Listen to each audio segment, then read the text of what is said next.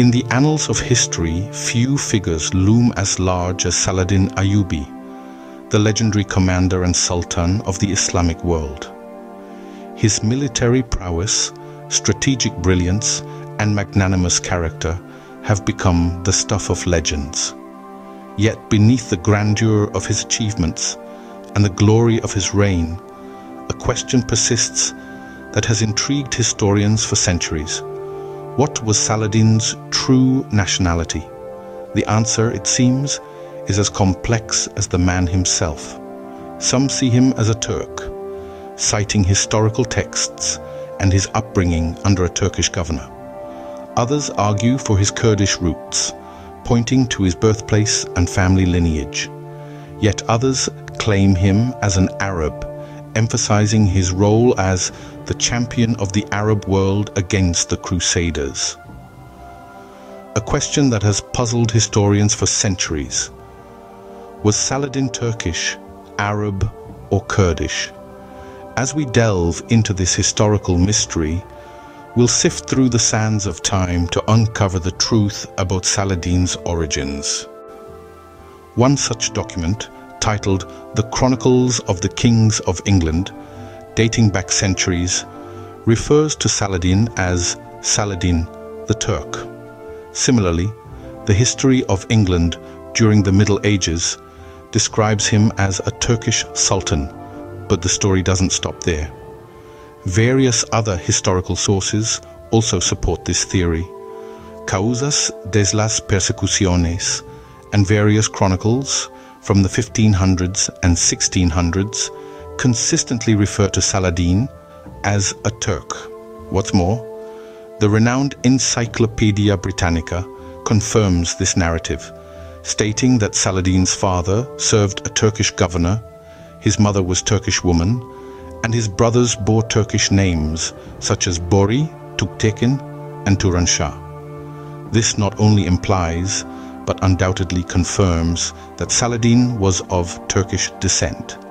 Adding another layer to this tapestry of evidence, we have the diaries of Usama ibn Munkid, a contemporary and consultant of Saladin. He recounts instances of Saladin conversing in the Turkish language. This suggests that Saladin was not only of Turkish heritage, but also embraced and practiced the culture. But perhaps the most telling piece of evidence is Saladin's upbringing and military service.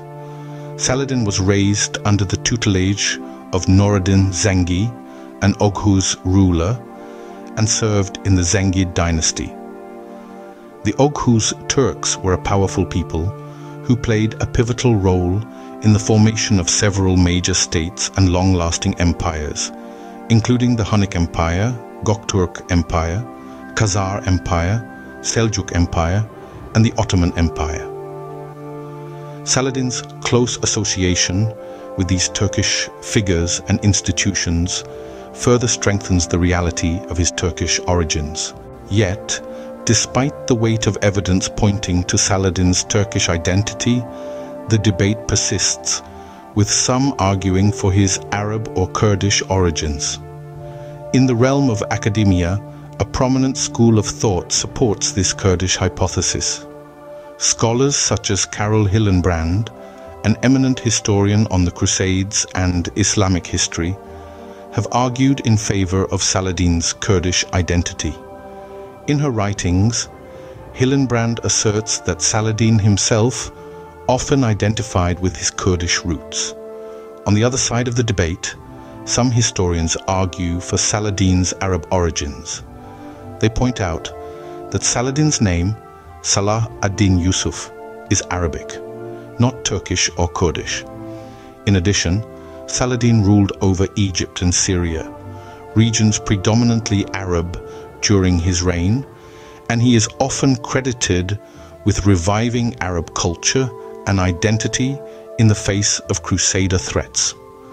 The debate over Saladin's nationality is not just an academic exercise. It speaks to larger questions about the nature of identity, the fluidity of national borders in the medieval world, and the way historical figures are claimed and reclaimed by different cultures over time. So where does this leave us? Is Saladin Turkish, Kurdish, or Arab? Perhaps the answer is not as simple as choosing one over the others. Saladin, like many figures of his time, lived in a world where cultural and ethnic borders were not as rigidly defined as they are today. Ultimately, the true nationality of Saladin Ayyubi may remain a matter of interpretation. In the grand tapestry of history, Saladin's identity is a complex weave of cultural, political, and personal threads that continue to fascinate scholars and history enthusiasts alike.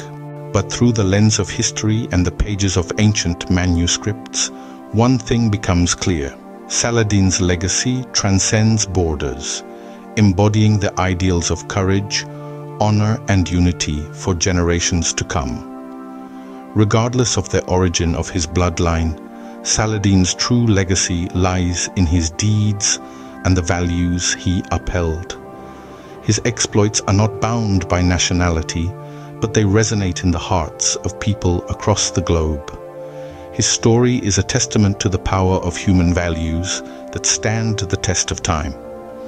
It is the story of a Turkish man who, despite the throes of war, maintained his honor.